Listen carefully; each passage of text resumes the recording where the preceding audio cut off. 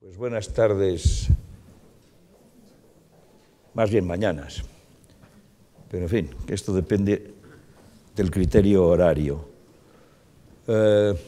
Señor ministro, señor embajador, señores embajadores, señor director, por supuesto, de la Casa de América, y si me dejo alguno, señor director general de Iberoamérica, que está por ahí y futuro embajador en Colombia, de lo cual me congratulo y estoy encantado, señora exministra Trini, y si me dejo alguno, pues ustedes me perdonan, para poder activar las intervenciones de las personas que están aquí. Hoy estamos el 31 de enero de 1980. Los 80 ha sido, yo diría que bastante peligrosos. Es curioso porque a veces solo se menciona a Monseñor Romero y con toda sinceridad he de decir que la Iglesia centroamericana tuvo gran participación en los procesos de paz y que a veces se olvida. En el 80 fue asesinado Monseñor Romero, pero en el 80 también fue asaltada el 31 de enero, precisamente en la fecha de hoy, la embajada de España en Guatemala, a pesar de la oposición expresa de su jefe de misión y en contra de los principios jurídicos internacionales conocidos. Y hoy, precisamente, se cumplen ya 36 años de esa fecha. Pero no solo eso, sino que además, digamos que entre 1979 y 1982, 40 entre religiosos, sacerdotes, religiosas, que colaboraban con el proceso de paz y que estaban presentes cerca del pueblo salvadoreño y guatemalteco, fueron asesinados también. Entre ellos, por supuesto, no solo, porque hay quizá dos hechos clásicos. Uno, el asesinato de los jesuitas de la UCA encabezados por Ellacuría, Ceico, compañeros más, y dos personas colaboradoras con ellos, y también el asalto a la Embajada de España. Y curiosamente, eso con una diferencia de años y fechas, porque uno es en el año 80 y el otro es el 16 de enero del 89, produce un arrastre de consecuencias monumentales favorables al proceso de paz al que al final, señor ministro, entonces, Olga Santamaría y señora Nidia, se llegaría. Por tanto, y si me lo permiten, las consecuencias de ello fueron y afectaron muchos españoles. Aparte de los jesuitas, los misioneros del Sagrado Corazón en Guatemala, 3 asesinados, los del Instituto Español de Misiones Extranjeras, las monjas Merino. En definitiva, señores, si se me lo permiten, hubo mucha gente implicada en los procesos de paz, además de las personas que tengo el honor de tener a mi lado, que trabajaron inmensamente para conseguir, con un esfuerzo mutuo y preclaro, que, como ha dicho el señor presidente, expresidente Felipe González, los salvadoreños llegaron a un acuerdo. En recuerdo de los que trabajaron por el proceso de paz, en recuerdo de los que estuvieron presentes en circunstancias amargas y difíciles, y en recuerdo de los desaparecidos por ellos, si me lo permiten, nos pondríamos en pie y guardaríamos, señor ministro, un minuto de silencio.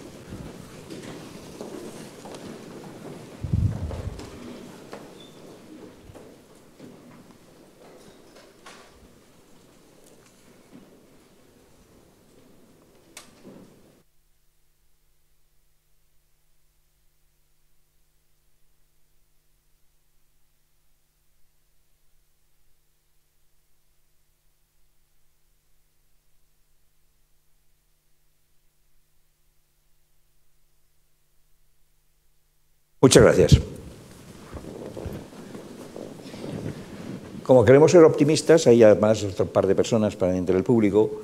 Está Juan Antonio Ñáñez, que también trabajó mucho por el proceso de paz, que no lo ubico ahora y que en su momento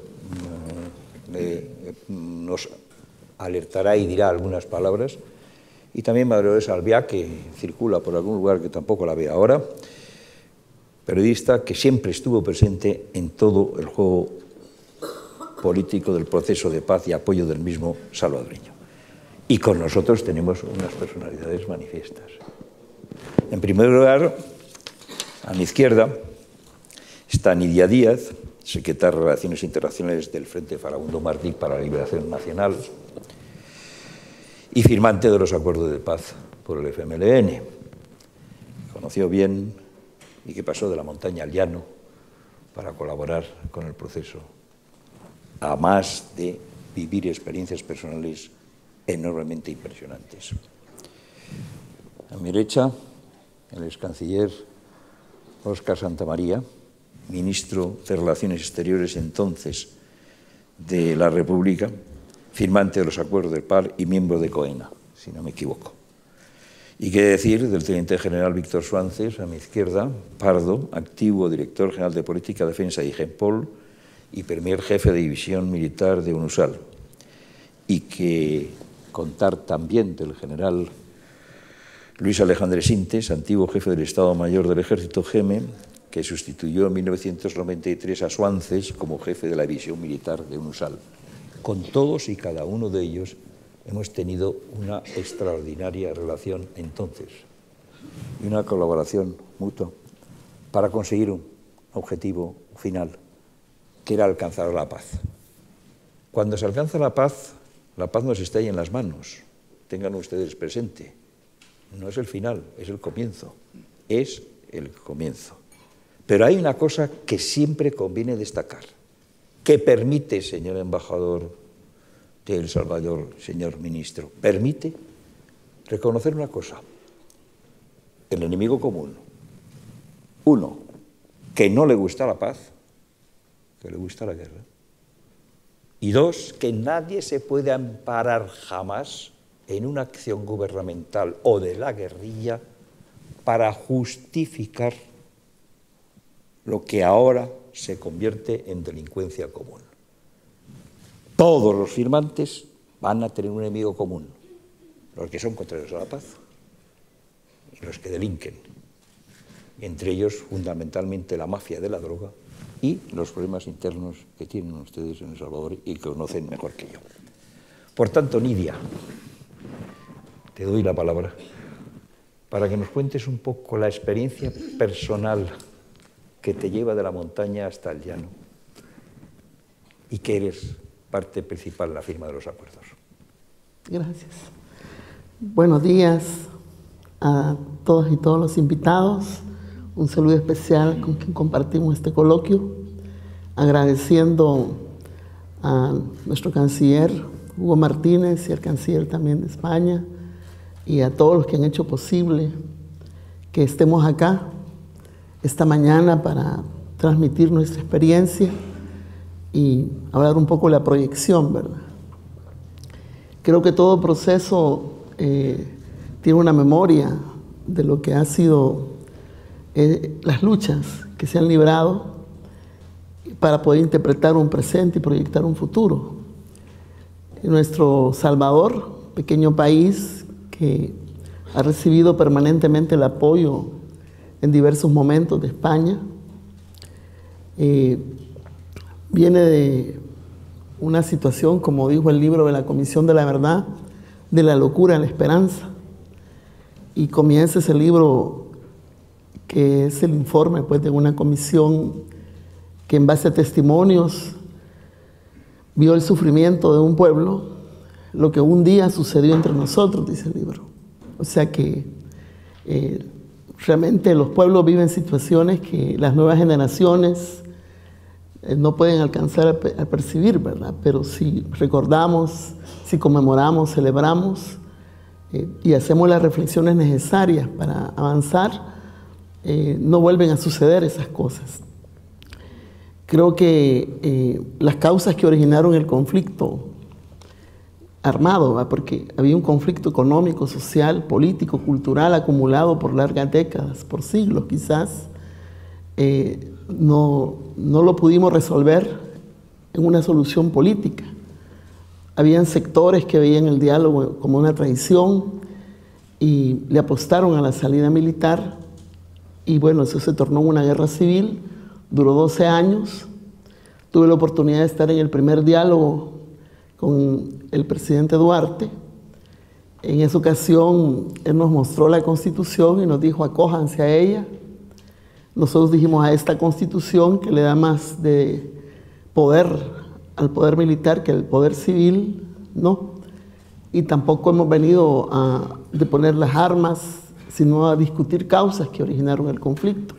Pero la virtud de ese diálogo en el 84 fue que abrió el camino, la ruta del entendimiento, que siendo hijos de la misma patria y habiendo hasta sido correligionarios del mismo presidente Duarte en su momento histórico, estábamos enfrentados, ¿verdad? Entonces, después vinieron otros diálogos que la comunidad internacional, desde el Grupo Contadora, Esquipula II, apoyó. No pudimos tomar acuerdos durante 6 años.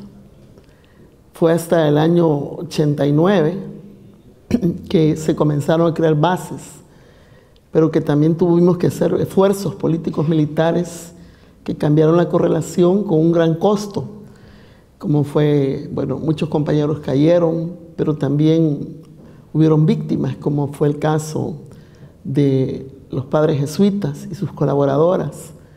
Pero toda esa situación conmovió mucho más la sociedad salvadoreña e internacional y abrió la posibilidad de entrar en el año 90 a la negociación. Allí nos pusimos 4 propósitos en esa negociación. Era superar el conflicto armado por vía de acuerdos políticos, esos acuerdos en dirección a superar causas, no todas las causas, pero las principales, para crear unas condiciones de impulso a la democracia, al pleno respeto de derechos humanos y, por supuesto, la reunificación de la sociedad. La agenda fue grande, 6 puntos esenciales que tienen que ver con toda la sociedad, como era Fuerza Armada, Seguridad Pública, Sistema Judicial, Sistema Electoral, las reformas constitucionales y el problema económico-social. Y otros puntos en la agenda que se iban a derivar de una situación de guerra, pues el cese, el enfrentamiento armado, bilateral, la separación de fuerzas, la transformación de la guerrilla en un partido político que pasaba por la desmovilización y autodestrucción de armas, la verificación de los acuerdos de paz en base a un calendario. Es decir, lo habíamos definido hasta en 3 etapas que terminaron en una sola. Una vez firmados los acuerdos de paz, bueno, el general Alexander anda los acuerdos, ¿verdad? Todas las firmas. Yo ahí aparezco como María Marta Valladares, una gran firma larga, pero soy conocida y ya tengo un juicio de identidad como Nidia Díaz. Firmamos como 300 hojas, pero eso no era el fin de la guerra, ¿verdad? En sí, sino que era el inicio de un proceso. Es decir, era el fin del conflicto armado y de la guerra civil y de todo el sistema autoritario, ¿verdad? Es decir, para nosotros la dictadura militar, y era el inicio de la construcción de la paz, valorando lo que ha pasado. Han pasado en días como más de 9.000 días, construyendo la paz, decimos nosotros. Si uno multiplica pues los 25 años, ¿verdad? La transición comenzó con la reforma constitucional, las leyes que se derivaron, nuevas instituciones, nueva reforma a otras instituciones. Y bueno, esos acuerdos no abarcaron todo, por supuesto. Imagínense que el tema económico-social, que estuvo en la agenda desde mayo del 90, se terminó discutiendo 72 horas antes del final de la negociación, del 31 de diciembre del 91, perdón. Entonces, los otros temas que tenían que ver con la democracia política eran los que más nos absorbieron, ¿verdad? No quiere decir que era menos el problema económico-social, pero bueno, esa fue la realidad de nuestra correlación de fuerzas, pero lo poco que se pactó, ya en la implementación, pues, unas cosas sí, otras cosas no, pero lo fundamental en el tema político se fue cumpliendo. Como decía el canciller, nadie de las instituciones del Estado puede pensar revertir toda esa base democrática que fue conquistada con mucha lucha, mucho esfuerzo del pueblo, y tampoco le va a obviar, ¿verdad? Sino que son las instituciones mismas que son perfectibles, ¿verdad? Claro, nada es que no se puede seguir mejorando, por supuesto que sí. Ahora, pues, los retos y desafíos son grandes en aquellos temas que quizás no pudimos resolver suficiente, como son cómo hacer de El Salvador un país productivo, un país con inclusión social, un país que supere la inseguridad ciudadana que tenemos. Para eso nuestro presidente, desde que llegó, el 2014, ustedes saben que el FMLN llegó al gobierno en el 2009 y empezó un proceso de inclusión social, a tratar de resolver problemas que no se habían resuelto anteriormente, pero sobre la agenda y la base de los acuerdos de paz, ya con el presidente Salvador Sánchez Serén, que es firmante también de la paz, empezó los consejos nacionales a crearse, que son consejos donde hay inclusión de toda la institución del Estado, más fuerzas vivas.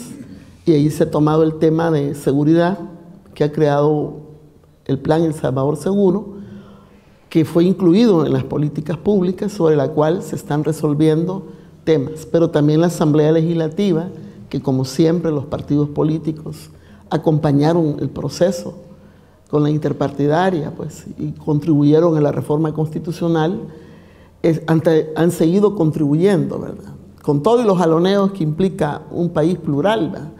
Porque precisamente El Salvador se caracteriza un sistema plural, donde hay otras ideas y no se puede imponer una sola idea.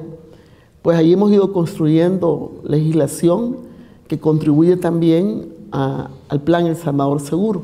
También está el Consejo Nacional de Educación, que tiene un plan El País Educado, otro de sustentabilidad ambiental. Tuvimos la experiencia de impulsar mesa en el año 2015 de todos los partidos. Tratamos de estructurar una agenda. El año pasado a finales creamos 4 mesas más y así, pero desde el año pasado también se ha empezado a crear un método que ahora el presidente anunció en el 25 aniversario, que es para crear una mesa con un formato, como lo hicimos en las negociaciones pasadas, para superar el problema de la democracia. Hoy queremos un formato para sentarnos ya sin guerra, pero con conflictos siempre. Y el formato nos debe permitir no levantarnos de la mesa, ¿verdad? Así como lo hicimos en el pasado, que en medio de la guerra negociamos, pero a pesar de que por momentos se puso tensionado, nunca nos levantamos de la mesa, porque el formato obligaba al intermediario a buscar de alguna forma superar. ¿Qué es la lección más grande que yo asumo? Pues, igual como nuestros antepasados en el Popol Vuh decían que primero fue el propósito y no discutir las ideas, y cuando nos pusimos de acuerdo en los propósitos, pudimos resolver y echar adelante, ¿verdad? Igual fue en la guerra civil. Nos pusimos de acuerdo con los propósitos que yo les mencioné y nos echamos a andar, pues. Y tenemos un resultado. Es una sociedad con todos sus problemas, democrática, ¿verdad? Es una sociedad que aspira cada día a hacer de El Salvador un país donde valga la pena vivir y que sea el sueño de los salvadoreños, ¿verdad? Y que nuestra gente no emigre. Ya decía el presidente Felipe González, tenemos de casi 8 millones o 9 que somos, el 20% en Estados Unidos, donde no solo mandan remesa, que sostienen una economía que en el mundo quizás es como la 6ª economía de consumismo, ¿verdad? Queremos darle un rumbo a la producción, pero decirles de que también producimos riqueza en Estados Unidos. Tenemos estudios donde se valora que hace 76.000 millones anuales en la producción que ejerce la mano de obra salvadoreña, y también se vería afectado de una u otra forma el mismo Estados Unidos si se aplicara una política de expulsión de nuestros compatriotas, ¿verdad? Pero bueno, esos son retos y desafíos en defensa de los derechos también de las personas que están allá y en cualquier parte del mundo. Lógicamente es una gran tarea del canciller, que tiene un viceministerio, ¿verdad?, de salvadoreños en el exterior. Pero bien, entonces tenemos grandes perspectivas, pese a toda la situación que tenemos, en donde hemos ido disminuyendo la delincuencia. Claro, a veces las percepciones públicas a veces dicen que no, que estamos igual, pero realmente hay indicadores que van disminuyendo. Tenemos el reto de hacer de El Salvador un país productivo, un país con inclusión social, con cultura de paz, ¿verdad? Porque de los déficits que nosotros tenemos en la implementación de acuerdos está que no fue acompañado este proceso de una cultura de paz. Al inicio sí, los 2 primeros años con UNESCO, y luego ya no se hizo. Entonces lo que creció fue la intolerancia, la violencia, y es el reto que tenemos que hacerlo, no solo por decreto o porque hayamos declarado este año el año de la promoción de la cultura de paz, que este evento precisamente entra en esa dinámica, o que vayamos a tener todo el año una serie de reflexiones, ¿verdad?, sino también por la misma inclusión que debemos de fomentar, económica, política, y social, pues que lo económico y lo social son déficit, que, bueno, realmente a la vuelta de la vida sectores se habían vuelto mucho más ricos y sectores grandes de la sociedad más pobres. Entonces la democracia política no acompañó suficiente la democracia económica, y de eso se trata, de que el nuevo diálogo que vamos a tener todos los sectores, porque yo estoy segura de que ese diálogo se va a dar. Ya está nombrado el facilitador del secretario general, don señor Andión. Hay voluntad de muchos sectores, y nuestro presidente y el gobierno, varios partidos, y creo que solo es de afinar el formato y de echarnos a andar, ¿verdad? Va a contribuir grandemente a esa proyección. Ahora solo finalizo diciendo, en relación a las palabras del presidente Felipe González, que también tenemos una oportunidad, América Latina y El Salvador, una gran responsabilidad.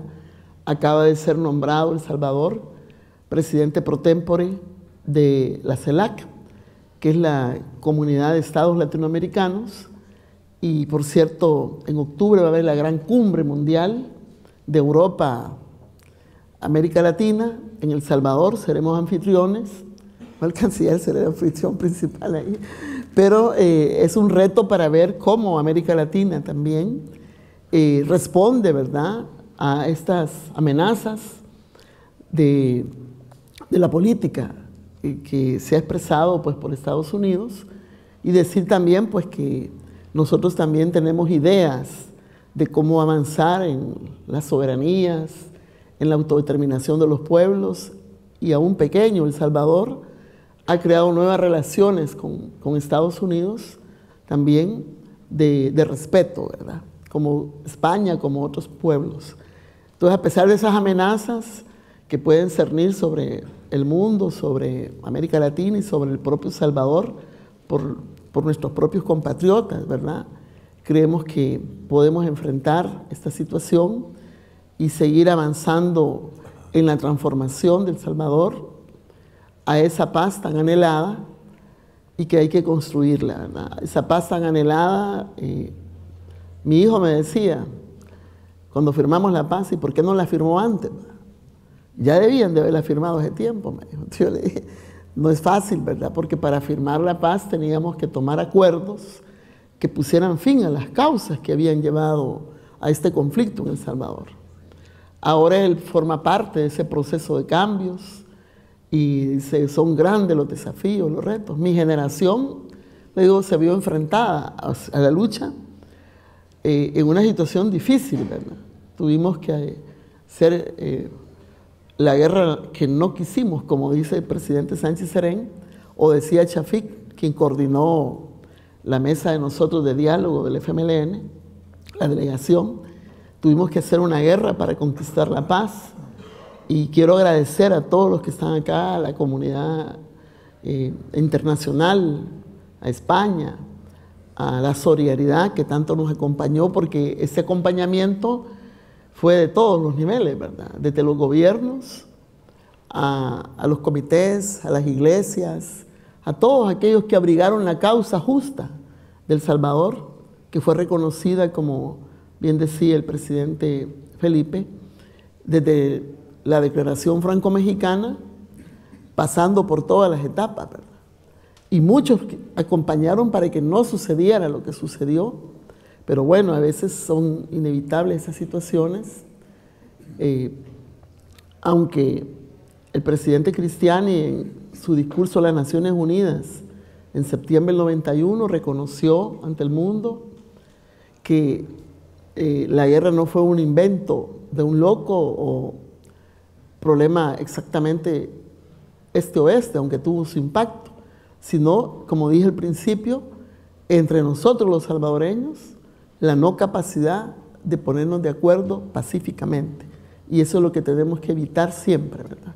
Por eso el mejor legado es el diálogo, la concertación, la tolerancia y ponernos solidariamente en los zapatos, como dicen popularmente en El Salvador, del otro, ¿verdad? Y la paz será integral, ¿verdad? Y no solo declarativa, sino porque la gente en su casa tiene resueltas las necesidades espirituales y materiales también.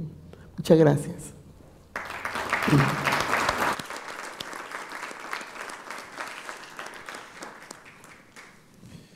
Muchísimas gracias. Está también con nosotros la Secretaria General Iberoamericana, Rebecca Greenspan, nuestro embajador, el embajador de España en El Salvador, a quien me permito saludarles. Y que no lo sabe. Esto de los focos está muy bien para que me vean ustedes a mí, pero yo no veo una palabra, desde ver una palabra dicho, ¿eh? Hacia allá me resulta difícil reconocer a las personas que están en los asientos. Me imagino que a mis compañeros les pasa lo mismo. Señor exministro Óscar Santamaría, que participó y fue una persona, de decir, también decisiva en los procesos de paz, no solo para la firma. Pero claro, si uno empieza a pensar cuándo empieza el proceso de paz, es difícil decirlo, porque nos dice que el 79, el 80, el 89, si nos empezamos a reunir con la gente del FMLN entonces en 5 grupos antes, en el 78, en el 79, naturalmente, con la aquiescencia, y hay que señalarlo porque no ha sido mencionado, de nuestro ministro español de Asuntos Exteriores, Francisco Fernández Ordóñez, que fue un elemento también importante y que comprendió desde el principio la necesidad de llegar a un proceso de paz. Tú, como su colega, cuéntanos un poco la experiencia. Gracias, embajador Yago. Un saludo también a toda la audiencia, autoridades del Ministerio de Asuntos Exteriores de acá de España, representativos del cuerpo diplomático, personalidades invitadas especialmente a esta jornada y a otros representativos de la sociedad civil española. Un saludo, así como también a mis buenos amigos acá, General Suances y General Alexandres, que están acompañándonos en este conversatorio. En verdad, lo que decía el presidente González, hay que hablar de un antes y un después. Un antes que sí significó para los salvadoreños una página triste, dolorosa, trágica, sangrienta, de un conflicto de 12 años con una estadística de víctimas y de pérdidas de vidas humanas que se calcula entre los 75 y 80.000 víctimas. Eso es bastante trágico y doloroso para un país, sobre todo cuando la contienda es entre hermanos. Somos los mismos en El Salvador los que provocamos la guerra y fuimos a esa confrontación.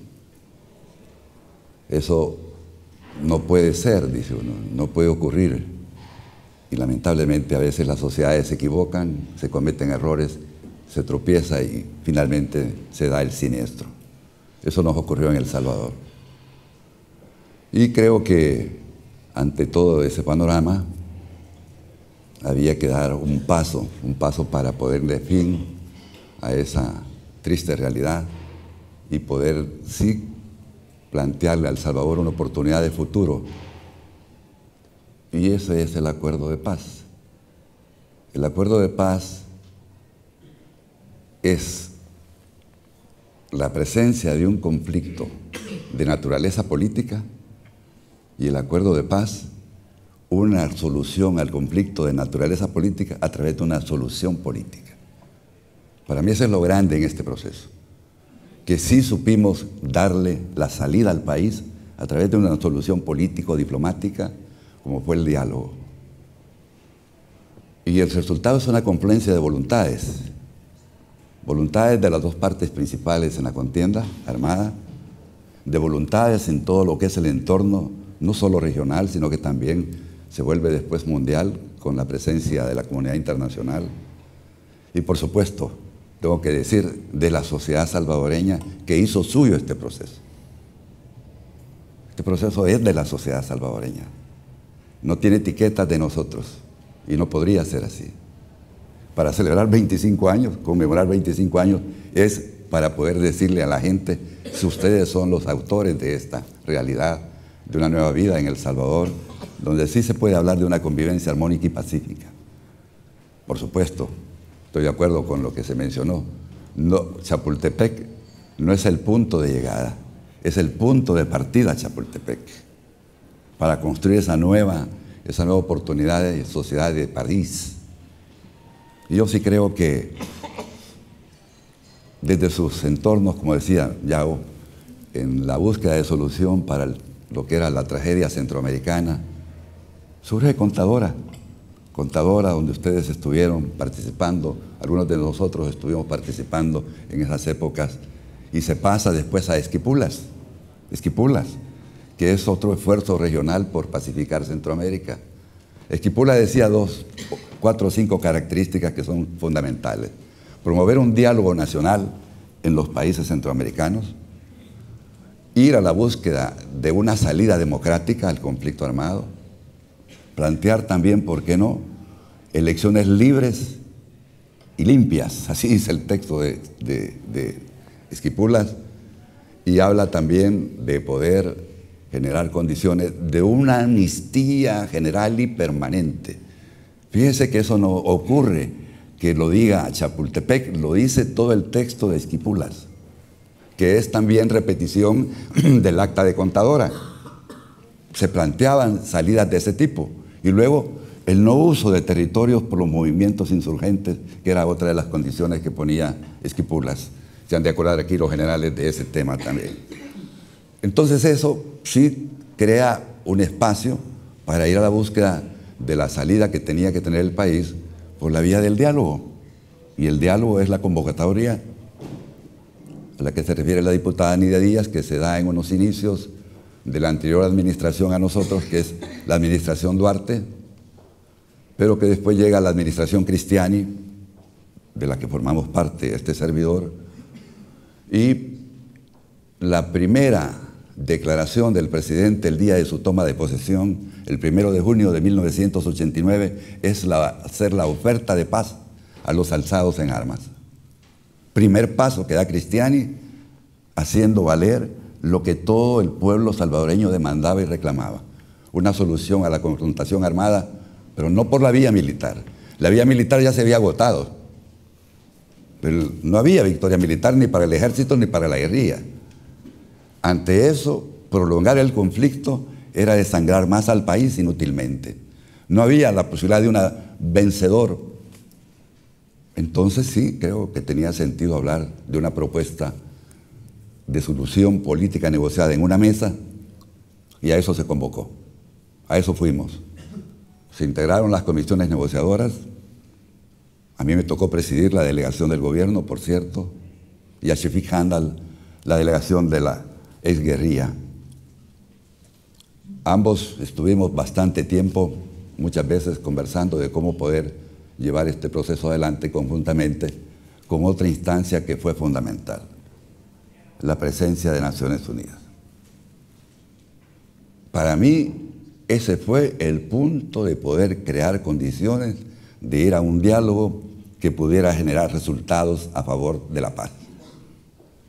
Naciones Unidas, me recuerdo que don Javier Pérez de Cuéllar acepta ser el gestor de buenos oficios en este tema de la paz y se convierte en la figura de acompañamiento de todo lo que fue este recorrido a partir del año 89. Primero, una primera etapa que se rompió con la ofensiva. La ofensiva del 89 rompió la mesa y después la mesa se reconstruye y surge el Acuerdo de Ginebra ya con la presencia de don Javier Pérez de Cuéllar. Yo recuerdo que don Javier allá en Ginebra, cuando nos reúne a mí y a Handal, dice: estoy con ustedes ahora hasta el final y espero no nos defrauden a nosotros ni defrauden a su país y a la comunidad internacional. Me recuerdo de esas frases en el momento en que estamos por firmar el Acuerdo de Ginebra, que ya, como decía Nidia, tiene 4 objetivos fundamentales, ya lo mencionó ella, pero Naciones Unidas también se convertía en el garante y verificador de los compromisos a asumir y a firmar,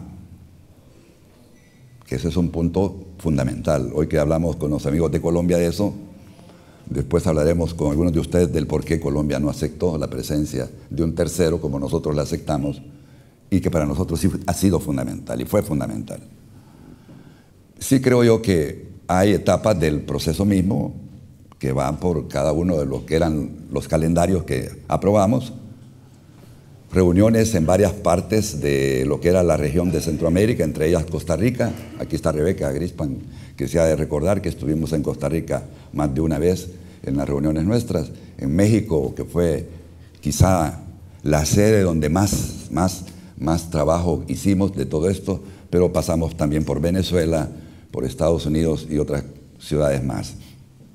Sí creo yo que ese fue quizá un periplo que nos ayudó también a crear credibilidad e imagen en la comunidad internacional para poder hacer ver que sí estábamos en un compromiso que deberá ser un reto enorme.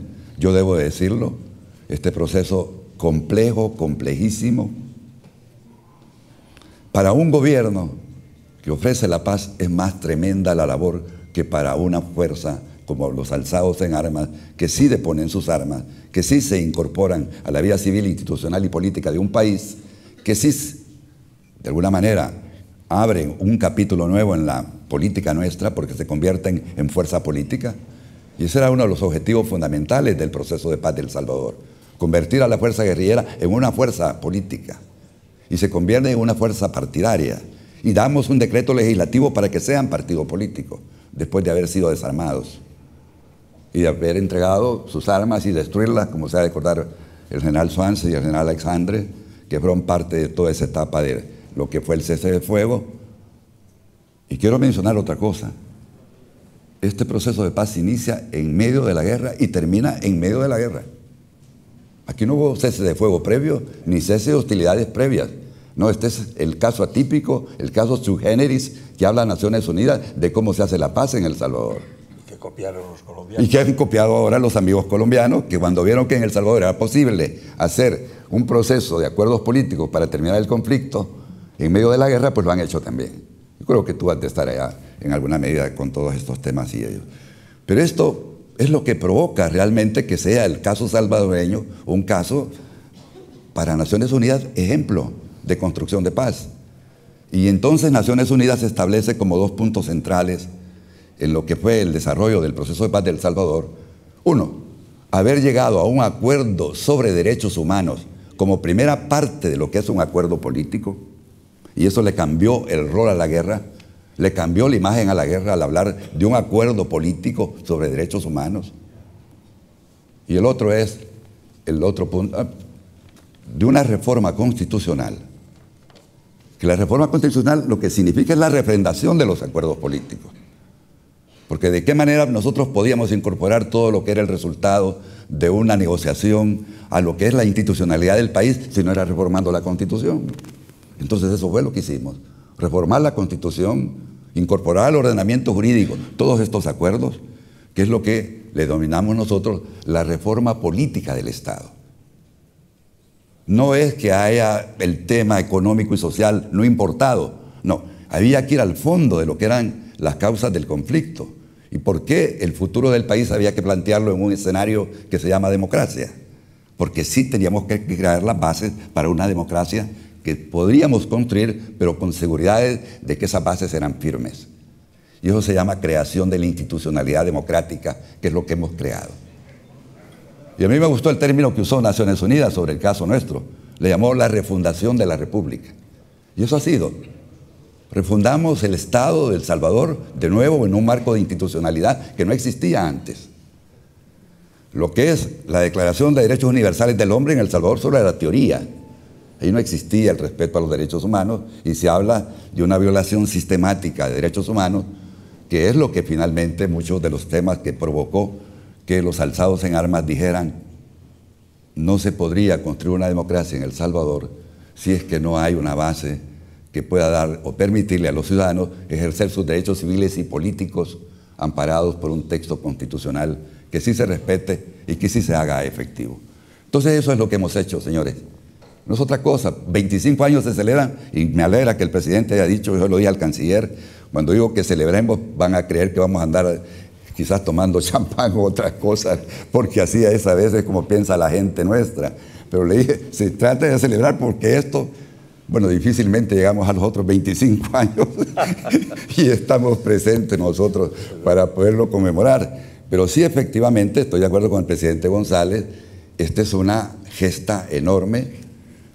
Yo estoy de acuerdo que el siglo XX ha sido el siglo ingrato con todo lo que significó los conflictos que hubieron en el mundo y de lo que provocó toda esa tragedia de las guerras. Y todos esperábamos que el siglo XXI fuese diferente. Pero El Salvador sí creo que puede hablar, pues con mucha, diría yo, quizá autoridad, de que sí logró resolver una contienda armada sobre la base de la fuerza de la razón y haciendo a un lado la fuerza de las armas.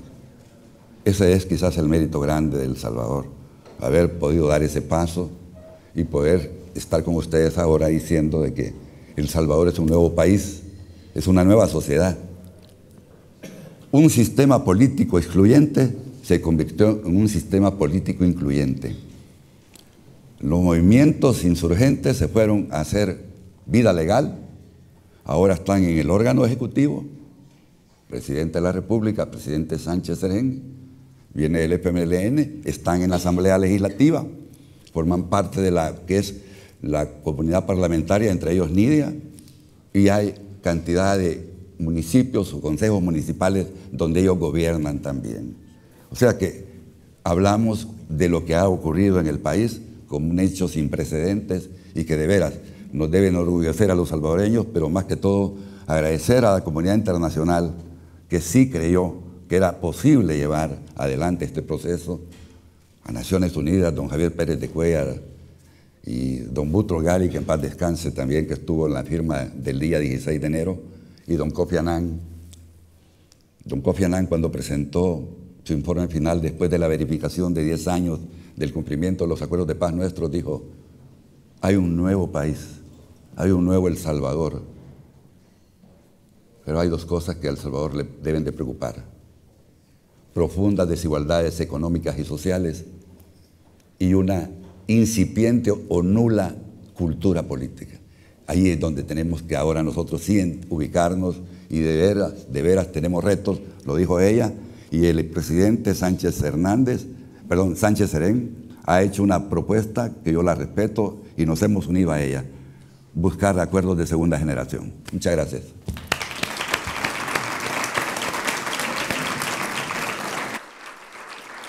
Lo que demuestra que las palabras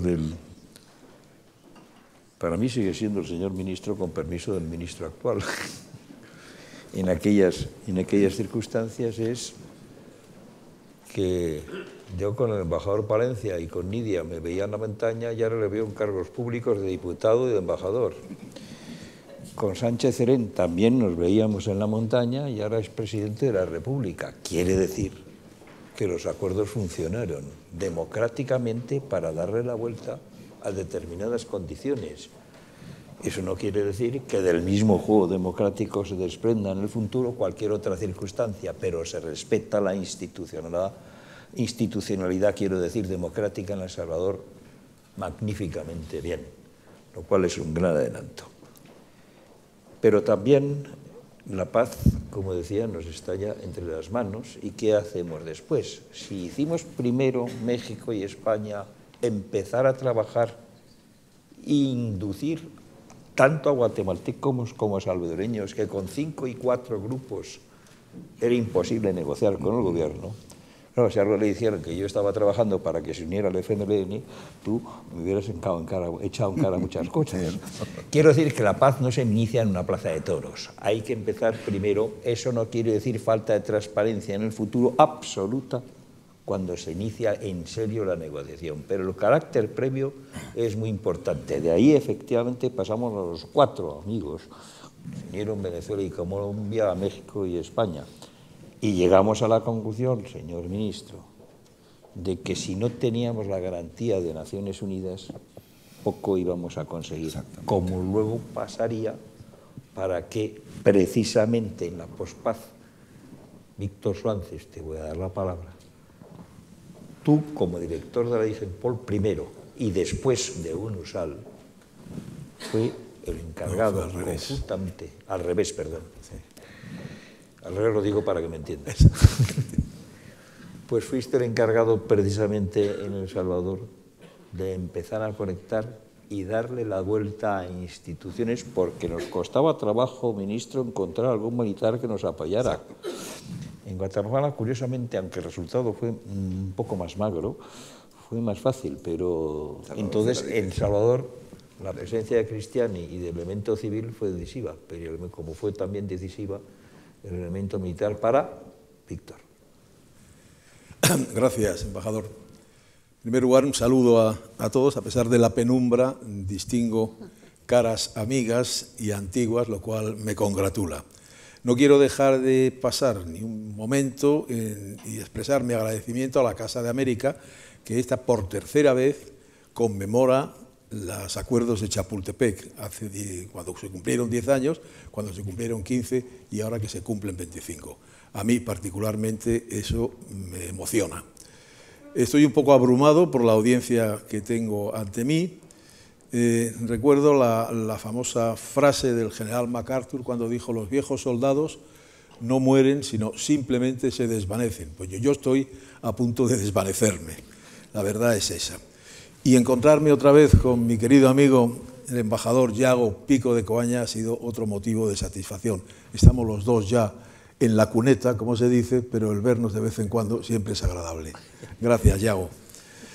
Después de 25 años de la firma de los acuerdos de Chapultepec, yo naturalmente, después de varias vicisitudes en mi carrera militar, y después de estar retirado ya hace 15 años aproximadamente, he estado naturalmente desconectado físicamente de lo que ha sido todo el proceso de paz en El Salvador, por razones obvias. He seguido únicamente lo que dice la prensa, con interés, pero sí quiero resaltar que en mi espíritu El Salvador ha estado siempre metido y todavía no ha salido ni saldrá en el desvanecimiento este que se me viene encima.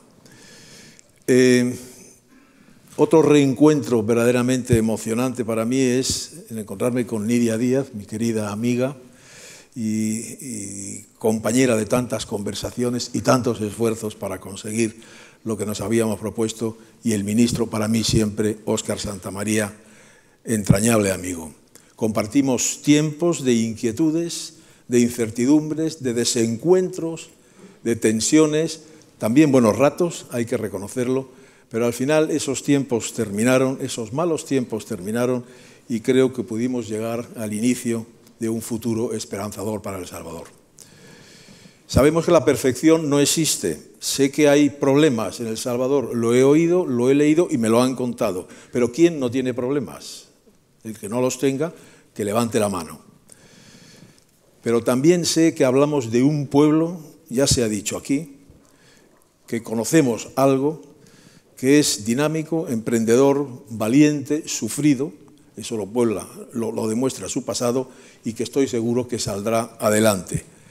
Pero precisamente a ese pueblo es al que quiero hoy referirme en estas palabras, y muy brevemente, ya que en mi opinión fue el verdadero artífice de los acuerdos de paz y del proceso de paz. La misión de las Naciones Unidas fue importantísima, no cabe duda. Yo coincidí, creo que con dos secretarios generales seguro, con Javier Pérez de Cuéllar y con Boutros Ghali, posteriormente, bueno, con Kofi Annan. El doctor Kofi Annan era el encargado del Departamento de Misiones de Paz. La misión de Naciones Unidas en El Salvador fue una de las más exitosas que ha tenido la organización. Eso está reconocido universalmente. También la diplomacia, recuerdo los 4 países amigos del proceso de paz, a los que se sumó después Estados Unidos, que fueron Colombia, México, Venezuela y España. Tanto allí como en sus países respectivos sirvieron de un apoyo fundamental y contribuyeron al cumplimiento de la misión encomendada. No quiero hablar, y no quiero ser tampoco pesado, no quiero hablar de lo que fue el proceso de puesta en desarrollo de los acuerdos de Chapultepec, ni el despliegue de ONUSAL, ni las conversaciones que hubo, porque eso está suficientemente conocido, me imagino que suficientemente archivado, y no hay necesidad de insistir en ello. Pero sí me gustaría, y a modo de homenaje, explicar por qué considero que el artífice del proceso de paz, el verdadero artífice, fue el pueblo salvadoreño. Nosotros veníamos de ONUCA, que fue una misión también exitosa de Naciones Unidas para todo Centroamérica, la cual incluía El Salvador. Viajábamos con frecuencia a El Salvador en unos momentos muy complicados para el país. Hicimos un traslado de ONUCA, o sea, de todo el despliegue de Centroamérica, a El Salvador en 15 días, que fue modélico, pero también hay que reconocer que teníamos la experiencia de todo nuestro despliegue en Centroamérica. Una de las actividades que a mí más me impactó, recién llegado a ONUCA, ya no digo a El Salvador, a Tegucigalpa, fue la visita a un centro de refugiados en Honduras, de refugiados salvadoreños, en Honduras, cerca de uno de los bolsones, famosos bolsones, de cuyo nombre no me acuerdo ahora mismo. A mí me impresionó, no me impresionaron las condiciones de vida de aquella gente, que eran pasables, vamos a llamarle así, benévolamente, sino la angustia y la ansiedad que se veía en sus rostros por volver a sus casas en El Salvador. Ahí ya detectamos, era fácil detectarlo, detectamos que había un cansancio verdaderamente tremendo después de los 12 años de conflicto. En segundo lugar, y me voy a referir a un libro que he leído hace pocos días, que se llama Noviembre. Es un libro escrito por un periodista salvadoreño, en el cual relata el famoso y desgraciado sucedido de la Universidad Centroamericana de El Salvador. Yo no voy a entrar a juzgar si el periodista lo ha escrito bien, lo ha escrito mal, y ni siquiera voy a juzgar el hecho. Lo que sí sé que en esa descripción a mí me da la impresión que empezó a flotar en el aire un deseo del pueblo salvadoreño diciendo, bueno, yo creo que ya está bien, o ¿hasta dónde vamos a llegar? No sé la pregunta, porque naturalmente es una hipótesis. En tercer lugar, yo tuve el honor y el privilegio de presidir el grupo de trabajo militar, tanto por parte de los comandantes del FMLN como por parte de la Fuerza Armada salvadoreña. En unas reuniones largas, tensas muchas veces, con desencuentro, con ruptura, con vuelta a encontrarse. Y en esas reuniones que yo tuve la suerte y el honor y el privilegio de coordinar, en esas reuniones se vio también que tanto el FMLN como la Fuerza Armada salvadoreña, representantes de alguna forma del pueblo salvadoreño, estaban en el fondo deseando llegar a un acuerdo de paz. Finalmente, recordemos que en los años 90 las democracias latinoamericanas se estaban perfeccionando. Eso quiere decir que la estabilidad, tanto política como social, iba en aumento, y yo creo que también El Salvador, y en esto sus representantes recogieron, muy bien, como acaba de decir el ministro Santamaría, recogieron el sentir del pueblo salvadoreño y dijeron: no podemos perder este tren, puesto que es precisamente el pueblo del Salvador dinámico el que quiere sumarse a él. No quiero quitar ni muchísimo menos mérito a aquellos hombres y mujeres, aquí hay dos de ellos, que participaron en los prolegómenos del acuerdo de paz, en los acuerdos de paz, en el seguimiento de los acuerdos de paz y en todas las conversaciones. Tuvieron un mérito enorme porque, en parte, prescindieron de sus convicciones, en parte digo, e incluso de sus ideales. A ellos les rindo un homenaje sentido, aparte de la emoción de volverme a encontrar con ellos.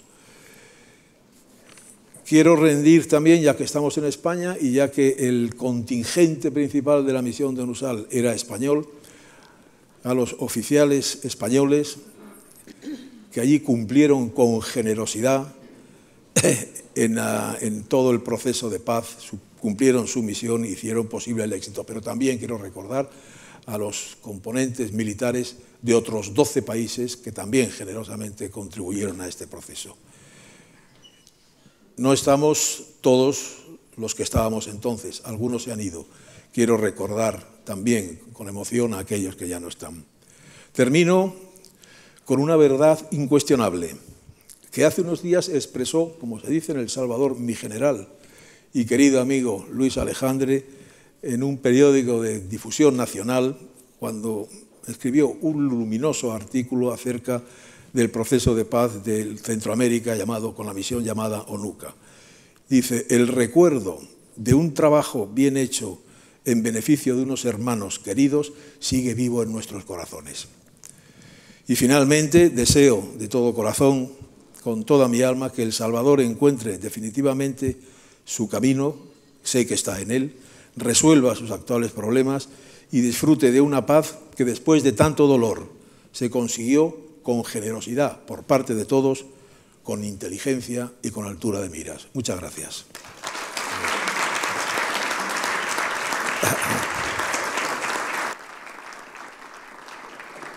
Muchas gracias, Víctor. El que pueda hacer una idea de las dificultades que él no ha dicho, pero yo voy a revelar alguna, ahora que ya se pueden decir las cosas. No tiene tanta importancia, pero cuando fuimos a ver al presidente Cristiani, porque estábamos hablando de la reducción del número de integrantes de las Fuerzas Armadas que sobrepasaba los 40.000, el presidente Cristiani nos dijo, para que tengan ustedes una idea: hombre, pues no va bien, han sido ya 8.000, delante de Víctor los que han... Y dijo: sí, 8.000 sí, pero es que 6.000 no existían. 6.000 no existían y cobraban, claro. O sea que así empezamos, ¿no es verdad, Víctor? Pues Luis Alejandre Sintes, que fue jefe del Estado, eso es muy importante en España, pero además también estuvo y reemplazó a Víctor como jefe de la división militar de UNUSAL. Cuéntanos un poco cómo lo viste aquello. Bueno, buenos días a todos, ministros, embajadores, compañeros de mesa. Por supuesto me alegra coincidir con el general Suárez y con María del Mar, porque al final hemos descubierto, y con Óscar Santamaría, con lo que tuvimos, y ya cuando te cuento historias de Colombia, porque también hemos tenido otras. En el fondo coincido con lo que has dicho esta mañana, que es celebración. Si nos hubiesen preguntado en el 94, cuando salimos, que 25 años después El Salvador seguiría en paz, que Leonel González o Salvador López Serén sería presidente de la República por segunda legislatura y que tendríamos un ministro de Asuntos Exteriores de una nueva generación que nos habla de otra forma y que en aquel momento no participó en el conflicto, a todos nos alegraría y nos alegra. Es decir, que coincido más que conmemoración, en celebración, y la comparto creo que con vosotros. No seré juez y no soy juez, como no fuimos jueces en su momento. Soy testigo e intentaré el dar mis experiencias como tal testigo, pero especialmente para sacar conclusiones que permitan que no repitamos los errores que se habían cometido, o como lecciones que hemos aprendido para aplicar en otros conflictos. Yo luego continué con Guatemala, luego continué con Colombia y que nos sirven siempre como experiencias. Aprovecho la ocasión para, como hablaremos de Ejército Salvadoreño, para agradecer la presencia de los oficiales del Ejército Salvadoreño, con el que luego España ha seguido colaborando en misiones integrados, como ha dicho Víctor Suárez, como hermanos, cosa que me alegra muchísimo, la palabra me alegra mucho decir. La primera impresión, yo venía también de ONUCA, a pesar de que un periodo anterior al de Víctor Suárez, había estado un año, y ONUCA comprenderán enseguida la diferencia o el cambio generacional de dos misiones de paz. ONUCA tenía una sola división militar y lo hacía todo. Y tenía como finalidad desarmar la contra, en bolsones que había en Honduras, etc. Acabado aquello, pasaporte, 6 meses de frijoles y a casa. ONUSAL, en cambio, tenía otra consistencia. 4 divisiones, militar, policial, que tenía un eje, derechos humanos, y la cuarta electoral. Porque el desemboque, como os he dicho antes, de todo el proceso, no era acabar solamente con la guerra, era reconstruir una república y mediante elecciones libres en que participasen. Esto ya es la gran diferencia con que nos encontramos, y a los militares nos tenemos que ajustar, porque no es fácil tampoco, cuando procede uno de unas formas, tener que admitir que otras divisiones tienen su peso específico en la misión. Esto quizás es el gran mérito de UNUSAL cuando lo empieza el general Suárez. Tened que admitir que hay otras divisiones que forman parte de aquel proceso, que se preocupan de borradores de nuevas constituciones, que se preocupan de borradores para hacer un nuevo servicio de inteligencia, que tienen que programar la disolución de batallones, que para un militar a veces duele, porque sabe que, pero ajusta claramente a unas condiciones firmadas en acuerdos de paz. Yo antes les he enseñado, tanto a Nidia como a Óscar, los acuerdos firmados, están sus firmas aquí en casi todos, en que se hacían máquinas Olivetti y en ciclostil, y que, visto hoy en día, es un acuerdo casi rústico, las firmas son rústicas, pero valían. Y para nosotros era importante, cuando teníamos que ir por los destacamentos, decir, mira, yo soy Naciones Unidas, yo he recibido un mandato, lo tengo que obedecer, no te juzgo, pero tal día hay que disolver esta unidad o hay que incorporar este grupo a tal sitio, a tal sitio. Es decir, lo que decía antes, que Naciones Unidas validaba, encima con 12 contingentes internacionales, con la presencia, vamos a ver, de la comunidad internacional, validaba los acuerdos firmados y nos servían como carta de presentación. He dicho que he sido testigo, y quizá testigo privilegiado. Yo tengo notado en mi diario de operaciones, pues yo llegué en julio del 92, las visitas que tuve que hacer desde la central de San Salvador, una región que dependía directamente del general Suárez, el ver un poco dónde estaba. Y por encima de los relatos que puedo hacer, era el poderme encerrar en un despacho con el coronel Monterroso, con el coronel Bellido, con todos los que mandaban destacamentos, Novo, y sentarme tranquilamente a solas y preguntar que el proceso cómo estaba. Yo repetía cuál era mi obligación y escuchaba cuáles eran sus razones. Y coincidían casi todos en el deseo de paz. Luego en sus discursos oficiales diría otra cosa. Luego el primer día que se me entrega, que se disuelve un BIRI, que me entregan una AK-47, pues el coronel simula, saca la foto y no me entrega la AK-47 o el M16, pero a solas tenía yo el convencimiento de que, lo que os he dicho antes, de que la propia sociedad salvadoreña quería el proceso de paz.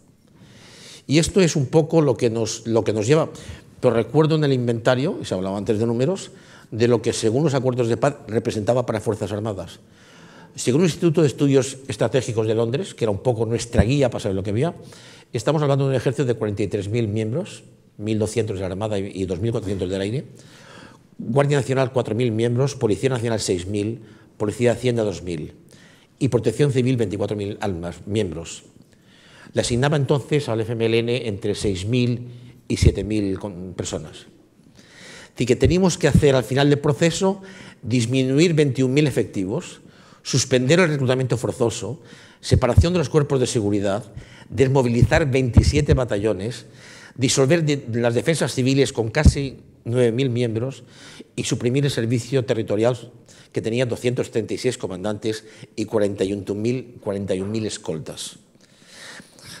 Es que si no nos damos cuenta del volumen del trabajo que había que hacer, que no se hubiera podido hacer desde luego si no hubiese habido la voluntad por las partes para convenir, no hubiéramos podido hacerlo.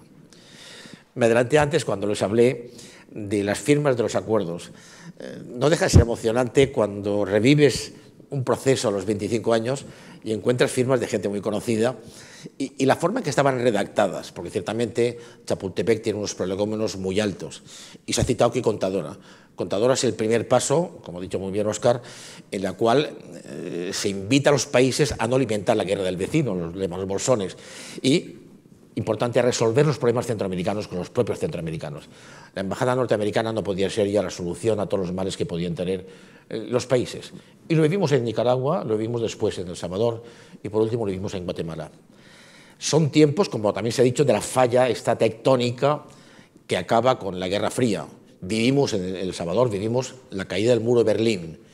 Y es un día en que no sé si comprendemos bien lo que ha podido pasar. La embajada alemana nos invita, luego nos invita a la embajada de Argentina, pero es que estamos ahí encima, no éramos conscientes de lo que significaba la caída del muro, por lo que significaba como fin o como punto que marcaba el final de la Guerra Fría.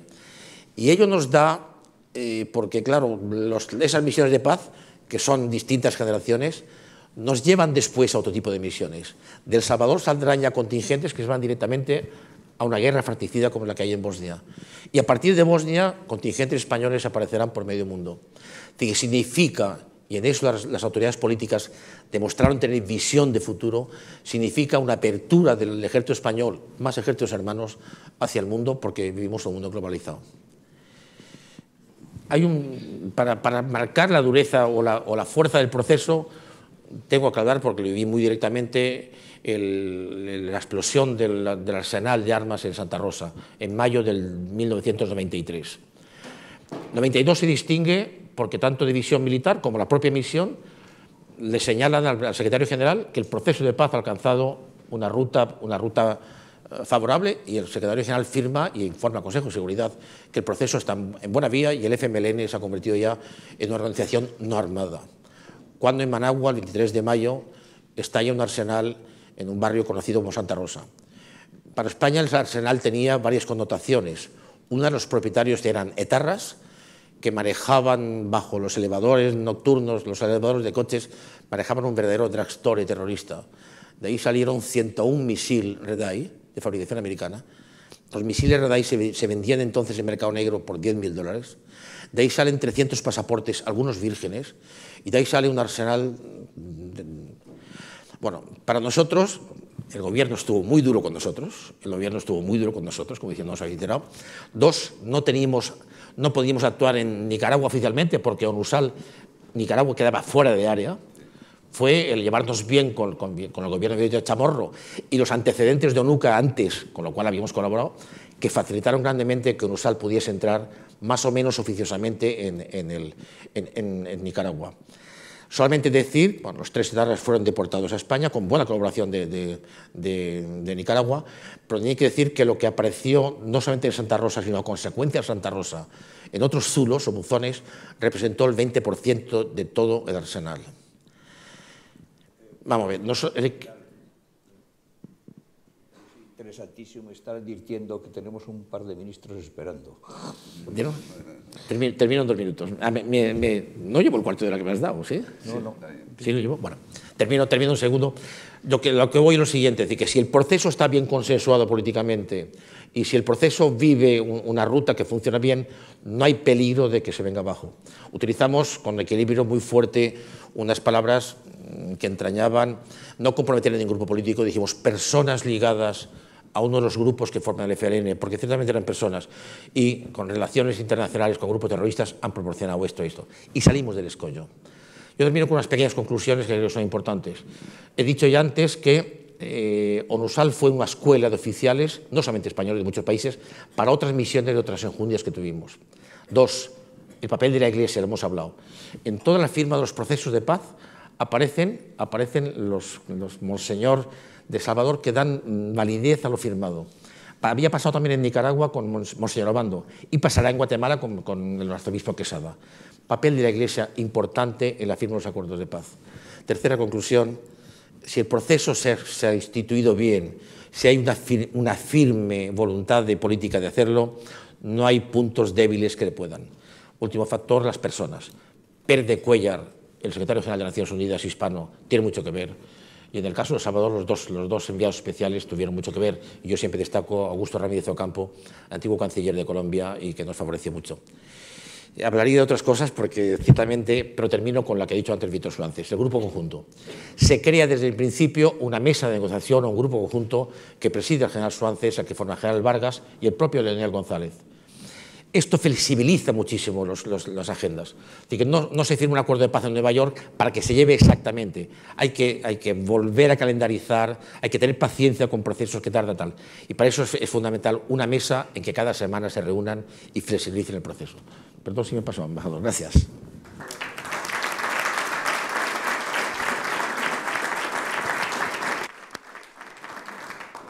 Juan Antonio, si te doy la palabra me detienen. O sea que, si quieres, te doy un minuto. ¿Un minuto solo? Es que es la tercera vez que me pasan un papel diciendo, está el ministro Dastis, hay que finalizar. Bien. Bueno, trataré de atenerme a ese minuto, que lo veo muy difícil. Bueno, me alegro mucho de que haya hoy esta conmemoración, celebración. Me alegra mucho de haber oído todo lo que han expresado, y muy bien expresado, los miembros de la mesa, y lo que hemos oído antes, tan o más importante todavía, sobre la situación presente. Yo quisiera únicamente dar un testimonio personal, puesto que tuve ese honor y ese privilegio, no solamente en Chapultepec, que fue la culminación, sino en todo lo que le precedió y lo que vino después también. Pero para mí el momento culminante, el momento que toda mi vida recordaré, es la madrugada del día 31 de diciembre de 1991 en el piso 38 del edificio de Naciones Unidas en Nueva York. Fue el último minuto del mandato de Javier Pérez de Cuéllar, hispano,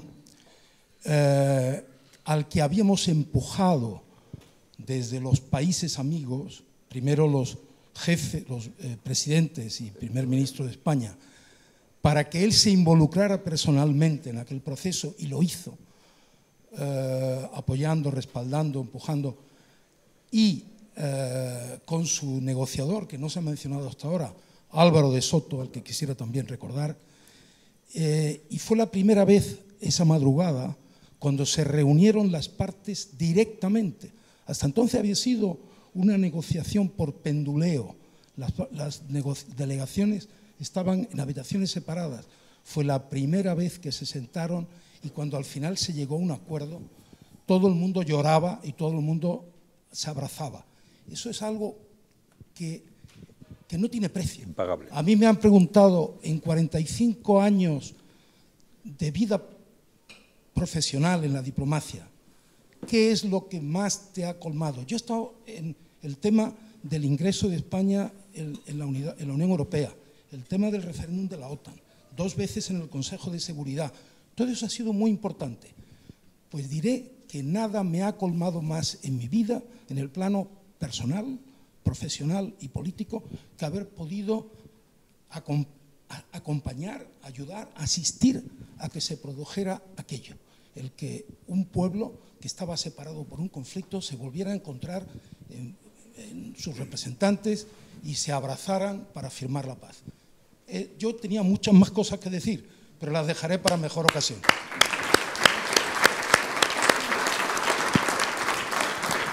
Muchas gracias a todos. Estoy seguro que tendrían todos muchas más cosas que decir, pero tenemos que dar paso a gente más importante, digo yo, en las circunstancias actuales, que vengan a dirigirles a ustedes la palabra. Muchas gracias a todos.